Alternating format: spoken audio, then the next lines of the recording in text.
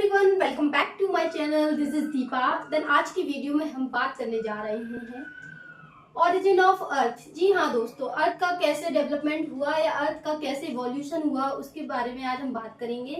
तो देखते हैं एक एक करके मेरे साथ। वीडियो को एंड तक जरूर देखिएगा, वीडियो काफी इंपॉर्टेंट होने वाली है उन छात्रों के लिए जो ज्योग्राफी को समझने की कोशिश कर रहे हैं।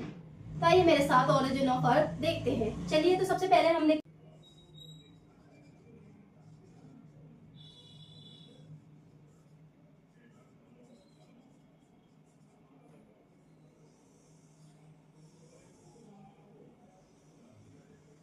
जी हाँ, अर्थ का ओरिजिन हुआ कैसे।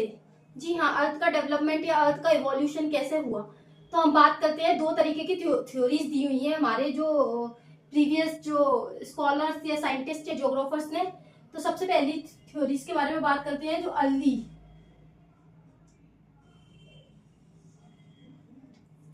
थ्योरीज, अर्ली और क्लासिकल, अर्ली एंड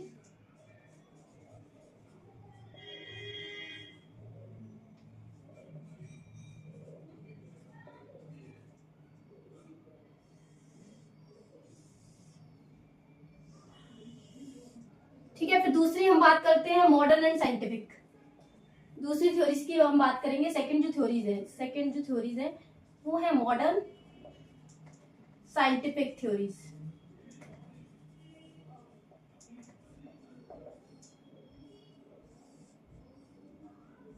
ठीक है।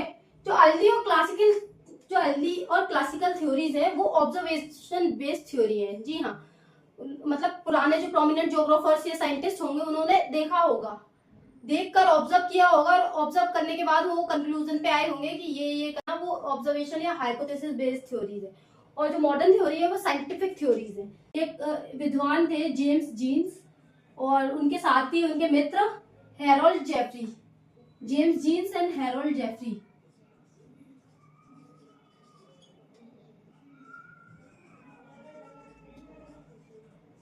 हैरोल्ड जेफरी ठीक है। इन्होंने क्या बोला है, ये अर्ली क्लासिकल थ्योरीज में आ जाते हैं। इन्होंने बोला है, इन्होंने एक टाइडल हाइपोथेसिस नाम का एक कॉन्सेप्ट दिया था। इन्होंने एक हाइपोथेसिस जनरेट किया था जिसका नाम है टाइडल हाइपोथेसिस। ठीक है, बात करते हैं James Jeans and Harold Jeffreys के बारे में। तो उन्होंने एक टाइडल हाइपोथेसिस नाम की एक थ्योरी दी थी, तो उसके बारे में हम डिस्कस करते हैं। उन्होंने क्या दिया है, tidal hypothesis.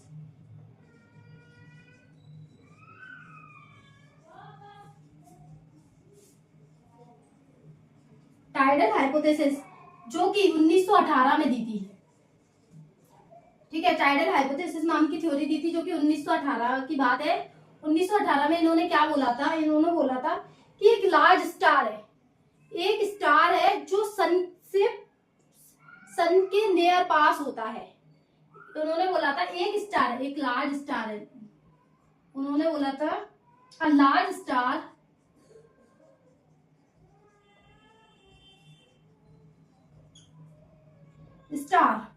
Passed near by sun. समझ आया। इन्होंने बोला था एक लार्ज स्टार है जो सन के आसपास, ये हो गया सन और ये एक स्टार हो गया। तो ये सन के आसपास एक स्टार घूम रहा है, ये हो गया स्टार। ठीक है, तो इन्होंने कहा है एक बड़ा सा स्टार है, सन के आसपास घूम रहा है, पास्ड बाय सन। ठीक है, फिर हम बात करते हैं it's gravitational pull drew out material from the sun. इसने ये भी बोला है कि इट्स ग्रेविटेशनल पुल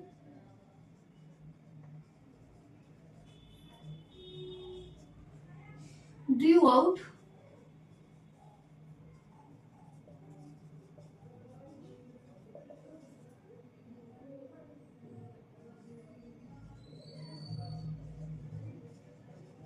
इसने कहा है ये जो स्टार है, स्टार का जो ग्रेविटेशनल पुल है, स्टार का जो ग्रेविटेशनल पुल है वो सन के मटेरियल को खींच रहा है। इसने बोला है जो स्टार का जो ग्रेविटेशनल पुल है, स्टार का जो ग्रेविटेशनल पुल है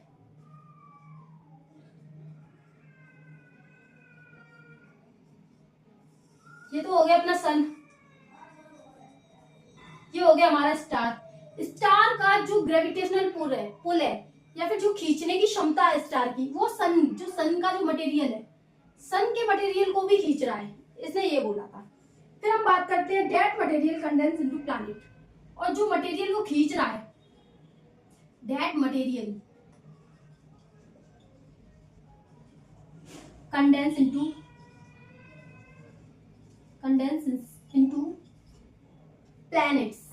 planets including Earth।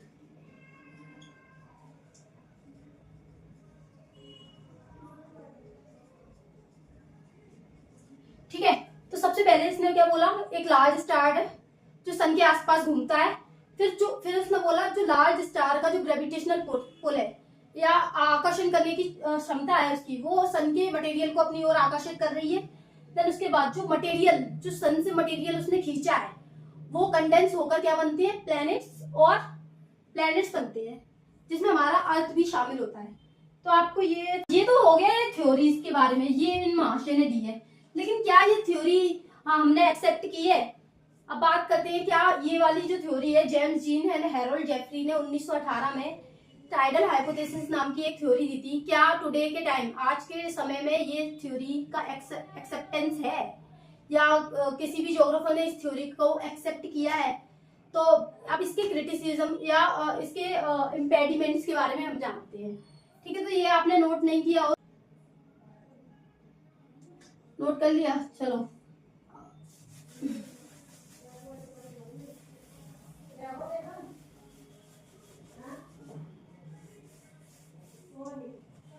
ठीक, नेक्स्ट हम बात करेंगे कोलिजन और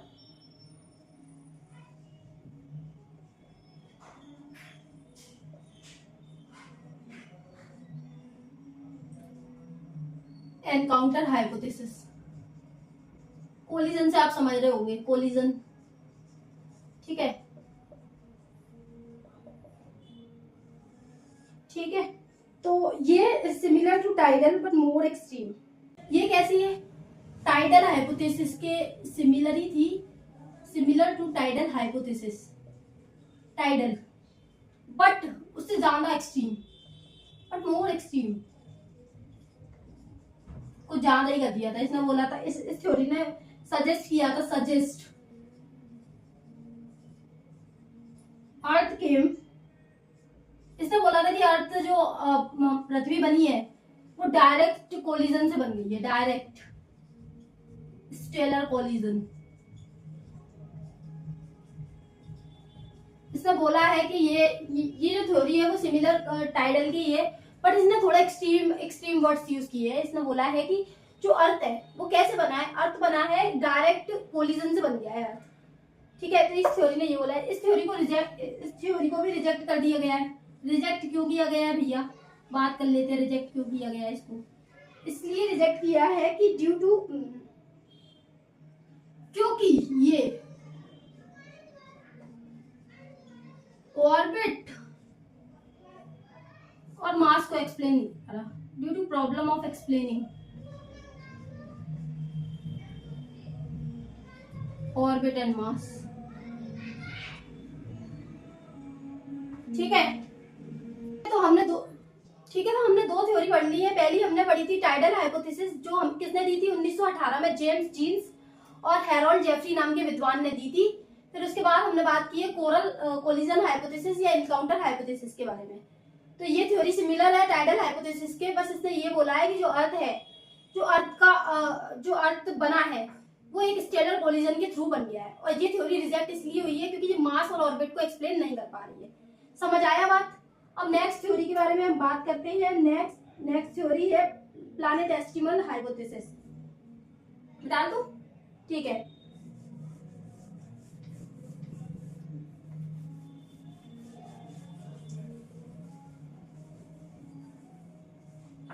प्लैनेटेस्टिमल हाइपोथेसिस,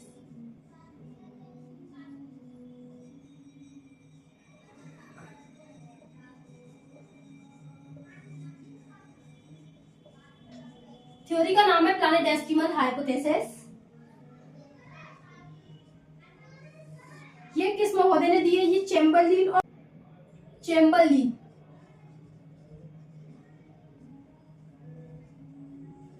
एंड मोल्टन नाम के जो साइंटिस्ट है, ज्योग्राफर या जो भी बोले, 1904 में ये थ्योरी दी थी। इन्होंने बोला था, एक महाशय जी ने बोला है कि प्लानेटेसिमल का मतलब क्या होता है? प्लानेटेसिमल का मतलब होता है प्लानेटेसिमल का मतलब होता है स्मॉल बॉडीज। तो जो स्मॉल बॉडीज बन रही है वो कैसे बन रही है? अर्थ के कोलिजन से बन रही है, अर्थ के collided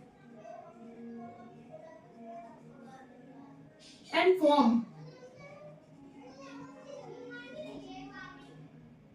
earth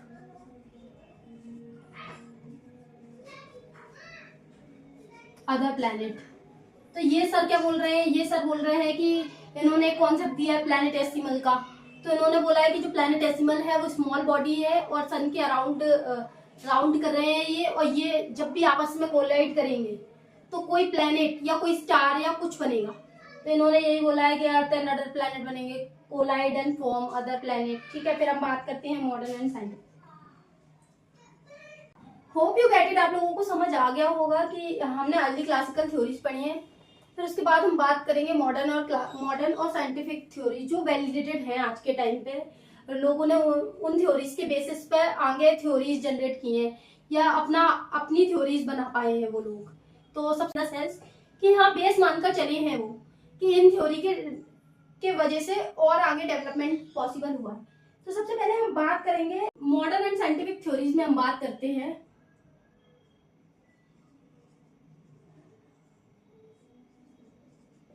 modern scientific theory.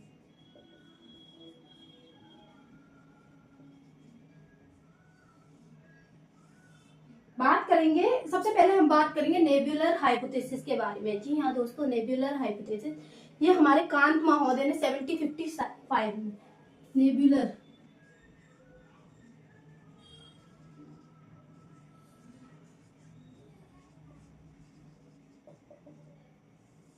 This theory is given by Kant. ये थ्योरी किसने दी थी? कांत ने दी थी। कब दी थी? 1755 में कांत ने, और लेप्लास ने इसको मॉडर्नाइज किया था। लेप्लास नाम के जो विद्वान थे उन्होंने इस थ्योरी का वापस से मॉडिफिकेशन किया था 1796 में। इस थ्योरी को उन्होंने मॉडिफाइड किया था, ठीक है, लेप्लास ने। तो कांत जी ने कहा था, कांत ने बोला था सोलर सिस्टम का फॉर्मेशन कैसे हुआ। तो सबसे पहले हम बात करेंगे जो हमारा सोलर सिस्टम है, जो सोलर सिस्टम है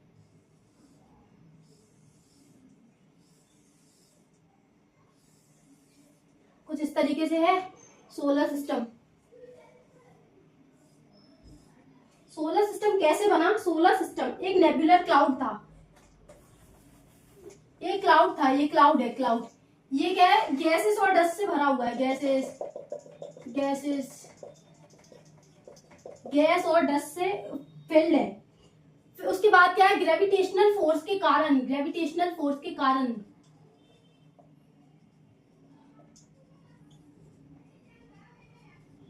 फोर्स लगा और ये कोलैप्स हो गया।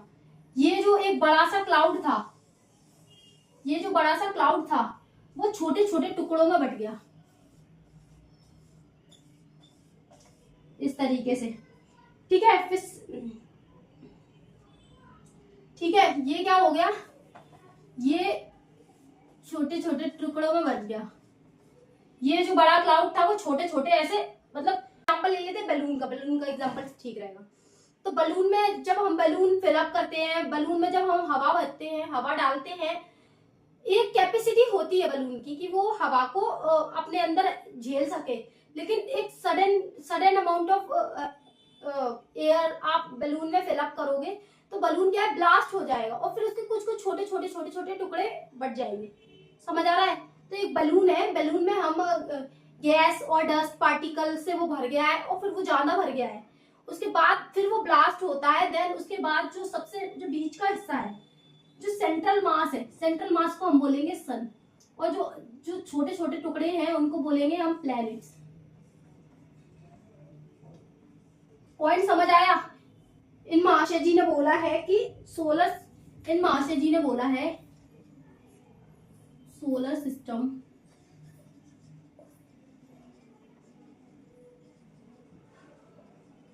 formed from a giant rotating nebular cloud which was filled with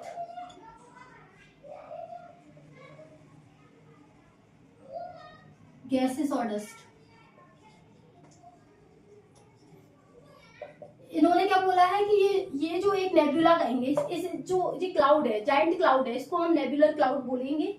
nebular cloud एक रोटेटिंग क्लाउड है जो घूम रहा है पृथ्वी के चारों अपने यूनिवर्स में घूम रहा है। और जैसे ये क्लाउड में डस्ट और पार्टिकल का कॉन्सेंट्रेशन इंक्रीज हुआ, वैसे ये क्लाउड क्या हुआ, कोलैप्स हो गया।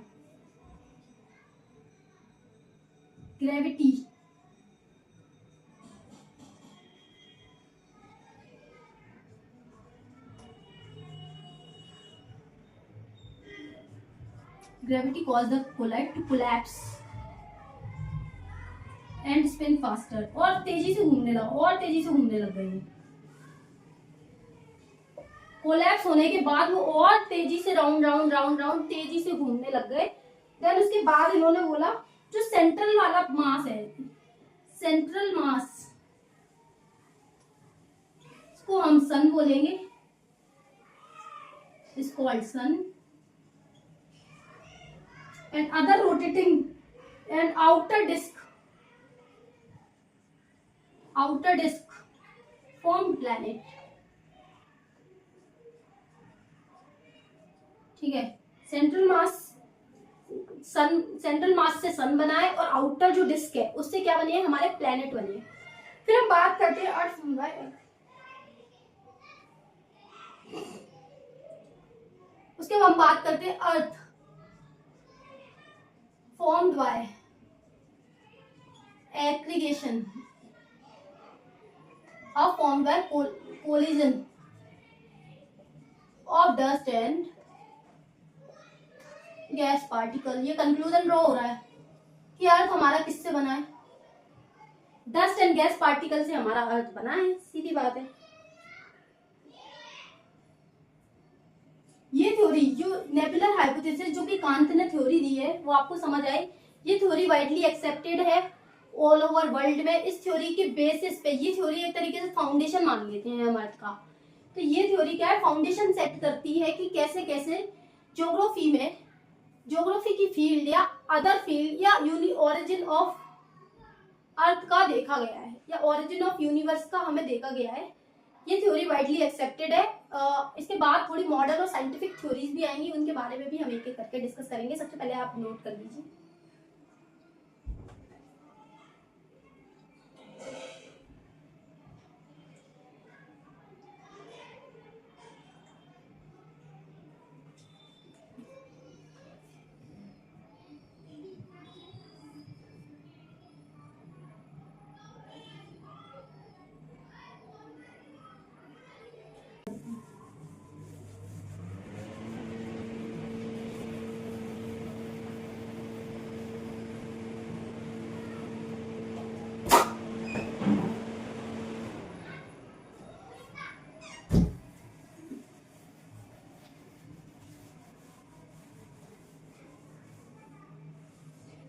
बात करेंगे बिग बैंग थ्योरी के बारे में।